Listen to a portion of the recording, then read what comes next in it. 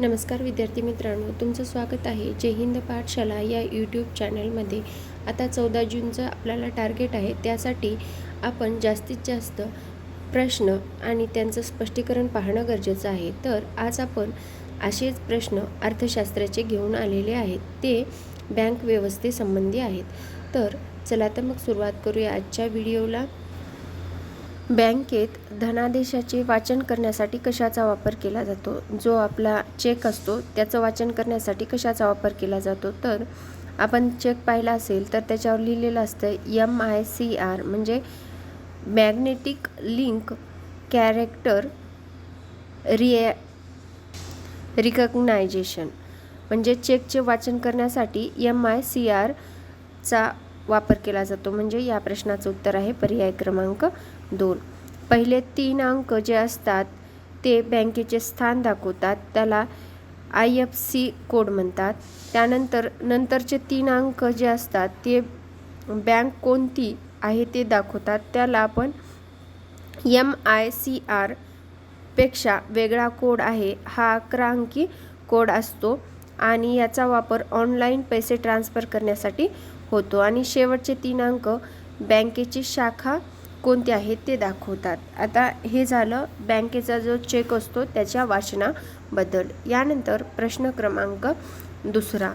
खालीलपैकी कोणते बँकेने डिसेंबर 2011 मध्ये आपली 100 वर्ष पूर्ण केलेली आहेत? आता खालीलपैकी कुठली बँक आहे जिने आपले 100 वर्ष पूर्ण केलेत आहे? एक आहे रिझर्व्ह बँक ऑफ इंडिया, दुसरी आहे पंजाब नॅशनल बँक आणि सेंट्रल बँक ऑफ इंडिया, आणि चौथी आहे बँक ऑफ इंडिया. तर 3 नंबरची बँक, जिला सेंट्रल बँक ऑफ इंडिया असं म्हणतो, हिची स्थापना 1911ची आहे आणि तिला 2011ला 100 वर्ष पूर्ण झालीत. म्हणून या प्रश्नाचं उत्तर आहे पर्याय क्रमांक 3. आता खाली बँका आणि त्यांचे स्थापना वर्ष पाहून घ्या. रिझर्व्ह बँक ऑफ इंडिया आपल्याला सर्वांना माहीत आहे 1 एप्रिल 1935, 1934चा कायदा आणि 1935ला स्थापना. दुसरं सेंट्रल बँक ऑफ इंडिया जी आपल्याला प्रश्नात विचारली ती 1911ला स्थापन झाली आणि 2011ला तिला 100 वर्ष पूर्ण झाले. तिसरी आहे युनियन बँक ऑफ इंडिया जी 1919ला स्थापन झाली, 2019ला तिला 100 वर्ष पूर्ण झाले. चौथी आहे पंजाब नॅशनल बँक जी की 1894ला स्थापन झाले आणि ती संपूर्ण भारतीय मालकीची पहिली बँक आहे. आणि 5वी आहे बँक ऑफ इंडिया जी 1906 मध्ये स्थापन झालेली आहे. यानंतर प्रश्न क्रमांक 3.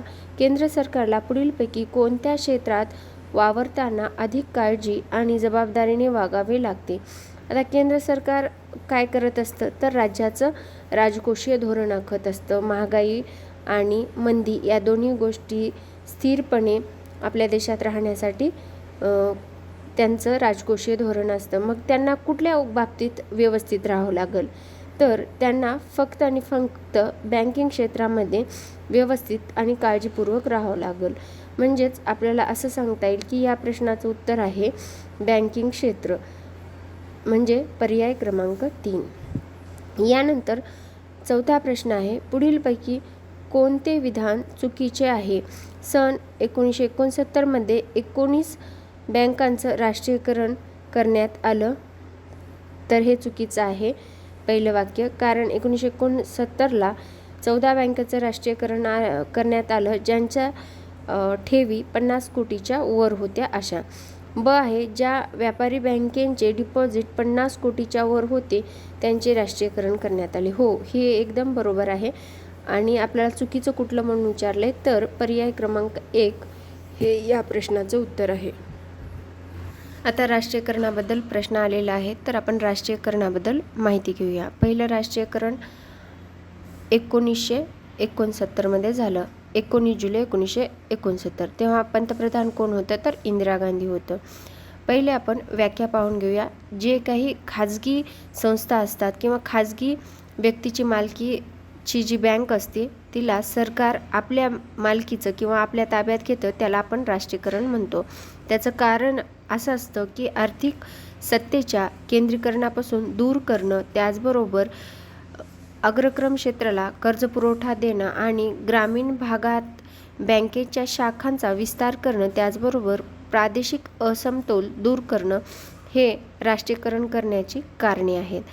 मग आपलं पहिलं राष्ट्रीयकरण 19 जुलै 1969ला झालं. तेव्हा ज्या 14 बँकांचं राष्ट्रीयकरण झालं. ज्या बँकांच्या 50 कोटी ठेवीपेक्षा जास्त ठेवी होत्या त्या बँकांचं. त्या 14 बँका कुठल्या होत्या? तर State Bank of India, Punjab National Bank, United Commercial Bank, Union Bank of India, Union Bank of India, त्याचबरोबर Syndicate Bank, Indian Bank, Bank of India, Bank of Baroda, Canara Bank, Dena Bank, Allahabad Bank, Indian Overseas Bank आणि Bank of Maharashtra अशा 14 बँकांचं 1969ला काय झालं तर राष्ट्रीयकरण झालं. त्यानंतर दुसरं राष्ट्रीयकरण हे 1980ला झालं.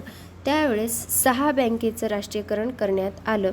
त्या 6 बँका कुठल्या होत्या? तर Andhra Bank, New Bank of India, त्याचबरोबर Orient Bank of Commerce, Vijaya Bank आणि कॉर्पोरेशन बँक, त्याचबरोबर पंजाब अँड सिंध बँक ह्या 6 बँकेचं राष्ट्रीयकरण करण्यात आलं, ज्यांच्या ठेवी 200 कोटीपेक्षा जास्त होत्या.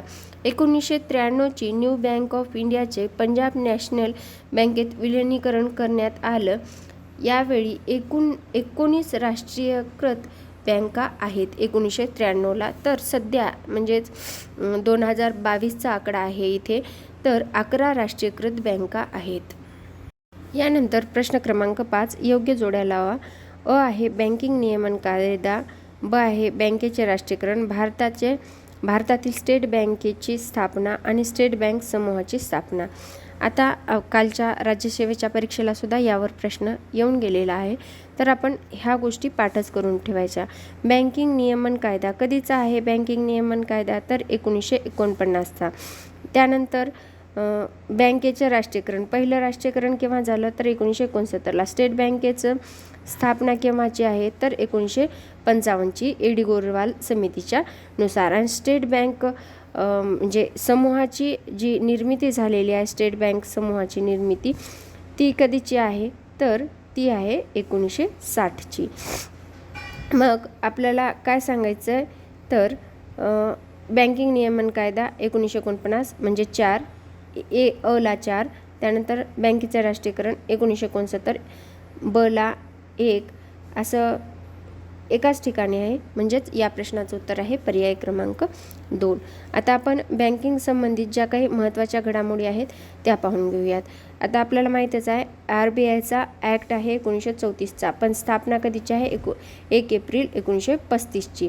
मग 1948ला काय केलं तर RBIला सार्वजनिक क्षेत्राकडून प्रायव्हेट सेक्टरकडून गव्हर्मेंट सेक्टरकडे म्हणजे पब्लिक म्हणजे लोकांकडून सरकारकडे हस्तांतरित केले. हा ॲक्ट कितीचा आहे तर 1948चा. आणि 1949ला काय झालं तर RBIचं राष्ट्रीयकरण झालं 1 जानेवारी 1949 पासून. जी RBI होती ती आपल्या भारताची RBI म्हणून कार्य करू लागली. मग हा बँकिंग नियमन कायदा 1949चा आहे. त्यानुसार जे काही नियंत्रण असेल तर भारतीय म्हणजे सरकारचं असेल RBIवर. त्यानंतर 1951ला अखिल भारतीय ग्रामीण पत पाहणी समिती स्थापन झाली एडिगोरवाल यांच्या अध्यक्षतेखाली. आणि या समितीने 1954ला अहवाल सादर केला. त्यानुसार SBIची स्थापना करण्याचं शिफारस केली. त्यानुसार 1 जुलै 1955ला SBIची स्थापना केली. कुठल्या समितीनुसार? एडिगोरवाल समितीनुसार. याचा ॲक्टसुद्धा 1955चा आहे. 1969ला SBI संलग्न ॲक्ट 1959ला काय झालं तर 8 संस्थांची SBIने आपल्या ताब्यात घेतल्या आणि ते संस्था काय झाल्या समूह झाल्या याच्या आपल्या स्टेट बँकेच्या. कितीला? 1959ला. आणि 60ला ॲक्ट होता 1959चा आणि 60ला त्या समूह तयार झाला. 1961ला द बँकिंग कॉर्पोरेशन ॲक्ट 1961 यानुसार RBI सरकारच्या संमतीने बँकेचे सक्तीनं विलगीकरण करण्यात आलं, विलिनीकरण. आणि 1963ला जे SBIच्या सहयोगी बँका बनल्या होत्या बँक ऑफ बिकानेर आणि बँक ऑफ जयपूर ह्या 2 बँकेचे एकत्रित करून स्टेट बँक ऑफ बिकानेर आणि जयपूर अशी एक बँक तयार केली. कितीला? 1963ला. त्यानंतर 1969ला व्यापारी बँकांवर सामाजिक नियंत्रण लादण्यासाठी एक कायदा केला. त्याचबरोबर 1969ला आपल्याला माहीतच आहे 14 बँकेचं राष्ट्रीयकरण केलं 19 जुलैला. आणि त्यानंतर 1969ला अग्रणी बँक योजना सुद्धा तयार केलेली आहे. त्यानंतर 1975ला प्रादेशिक ग्रामीण बँका स्थापन करण्यात आल्या. तर 1980ला 15 एप्रिल 1980ला 6 बँकांचं राष्ट्रीयकरण करण्यात आलं. पहिलं राष्ट्रीयकरण 1969ला आणि दुसरं राष्ट्रीयकरण 1980ला. हे सर्व आपल्या बँकिंग या चॅप्टरमध्ये मी शिकवलेलं आहे. जर तो व्हिडिओ तुम्ही पाहिला नसेल तर पाहून घ्या. आणि हो, व्हिडिओमध्ये पुढे जाण्याच्या अगोदर जर तुम्हाला व्हिडिओ आवडला तर लाईक करा, कारण खूप मेहनत करून हा व्हिडिओ मी बनवत आहे. त्याचबरोबर जास्तीत जास्त गरजू, मेहनती आणि जिद्दी विद्यार्थ्यांपर्यंत हा व्हिडिओ पोहोचवा. यानंतर प्रश्न क्रमांक 6, वर्गीकृत व्यापारी बँका 2014 आणि त्यांची संख्या. आता हे 2014चं आहे. आपण सध्याची सुद्धा आकडेवारी पाहूया. तर सार्वजनिक क्षेत्रातील बँका 2014ला किती होत्या? तर त्या होत्या 26. खाजगी क्षेत्रातील बँका त्या होत्या 21 आणि भारतीय विदेशी बँका त्या होत्या 43. तर प्रादेशिक ग्रामीण बँका त्या होत्या 64. एवढं 2014ला बँका होत्या. तर सध्याला किती आहेत? मग सध्याला आहेत सार्वजनिक क्षेत्रातील बँका 12 2025ला. त्यानंतर भारतीय खाजगी बँका 21, प्रादेशिक ग्रामीण बँका 28, भारतीय प्रादेशिक बँका 44 आणि त्यानंतर परदेशातील कार्यरत भारतीय बँका 24, लघु वित्त बँका 21, पेमेंट बँका 6. आता हे आकडे मात्र पाठ करायचे, कारण हे परीक्षेला विचारलं जाऊ शकतं. यानंतर प्रश्न क्रमांक 7, 26 ऑगस्ट 2010 रोजी खालीलपैकी कोणती बँक स्टेट बँक ऑफ इंडियामध्ये विलीन करण्यात आलेली आहे?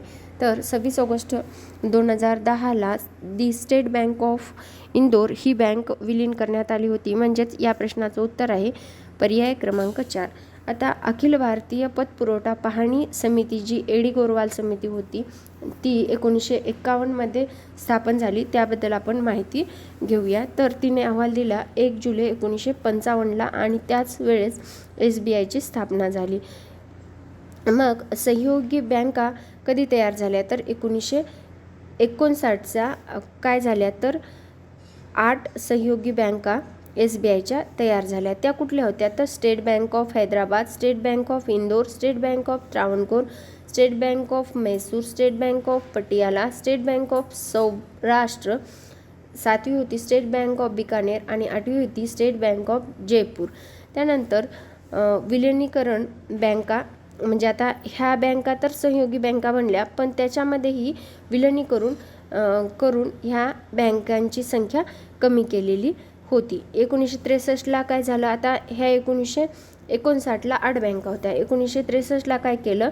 तर State Bank of Bikaner plus state Bank of Jaipur यांच्या एकत्रीकरणातून स्टेट बँक ऑफ बिकानेर आणि जयपूर असं करून मग सहयोगी बँका किती झाल्या? तर 7 झाल्या. मग 2008ला परत स्टेट बँक ऑफ सौराष्ट्र ही बँक SBIमध्ये विलिनीकरण करून 6 बँका झाल्या सहयोगी बँका 2008ला. 2010ला स्टेट बँक ऑफ इंदोर ही SBIमध्ये विलीन केली आणि 5 झाली.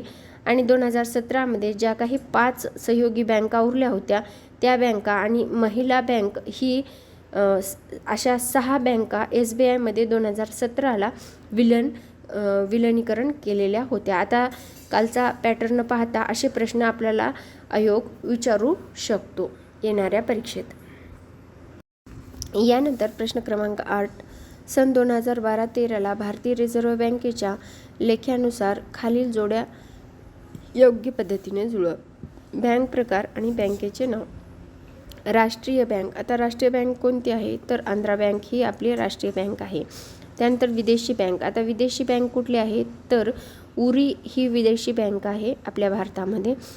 त्यानंतर जुनी खाजगी क्षेत्रातील बँक कुठली आहे? तर ती आहे नैनिताल बँक, जी जुनी खाजगी क्षेत्रातील बँक आहे. आणि नवीन खाजगी क्षेत्रातील बँक आपल्याला सांगता येईल येस बँक. म्हणजेच आता आपल्याला सांगता येईल की अ ला 3, ब ला 1 आणि क ला 2 आणि ड ला 4 असा पर्याय कुठला आहे तर पर्याय क्रमांक 1.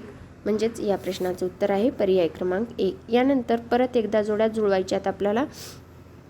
त्या आहेत प्रमुख बँकेचे राष्ट्रीयकरण केव्हा केलं तर जुलै 1969ला. प्रादेशिक ग्रामीण बँकेची स्थापना कधी केली तर प्रादेशिक ग्रामीण बँकेची स्थापना ही 1976ला केलेली आहे. कुठली समिती होती ते तुम्ही मला कमेंट बॉक्समध्ये नक्की सांगा. त्यानंतर इम्पेरियल बँक ऑफ इंडियाचे स्टेट बँकेत रूपांतर कधी झाले तर जुलै 1955ला. ते मागच्या प्रश्नात आपण पाहिले होतं येडी गोरवाल समितीनुसार. नरसिंहम समितीचा दुसऱ्या म्हणजे नरसिंहम समिती पहिली आणि दुसरी अशा 2 समित्या तयार झाल्या होत्या बँकिंग क्षेत्रात. तर दुसऱ्या समितीने अहवाल कधी दिला तर 1998ला दिला. म्हणजे आपल्याला असं सांगता येईल की अ ला 3, ब ला 1, क ला 4 आणि ड ला 2 म्हणजे असा पर्याय कुठला आहे तर पर्याय क्रमांक 2. म्हणजेच या प्रश्नाचं उत्तर आहे पर्याय क्रमांक 2. आता खाली स्पष्टीकरण सुद्धा दिलेलं आहे. नरसिंहम समिती 2 स्थापन झाली 1997ला. जिने अहवाल दिला 1998ला. पहिले बँकेचे राष्ट्रीयकरण 1969ला ज्यांच्या 50 कोटीच्या वर ठेवी होत्या त्यांच्या, आणि दुसऱ्यांदा 1980ला 6 बँकेचं राष्ट्रीयकरण झालं ज्यांच्या ठेवी 200 कोटीपेक्षा जास्त होत्या. तर आणि राष्ट्रपतीने 26 सप्टेंबर 1975ला RRBs अध्यादेश काढला होता 1975ला. कितीला 1975ला RRBs म्हणजे प्रादेशिक ग्रामीण बँकेचा आदेश काढला होता आणि तो 2 ऑक्टोबर 1975 रोजी 5 RRB स्थापन झाल्या होत्या. आता 9 फेब्रुवारी 1976ला अध्यादेशाचं रूपांतर कशात झालं तर कायद्यामध्ये झालेलं होतं.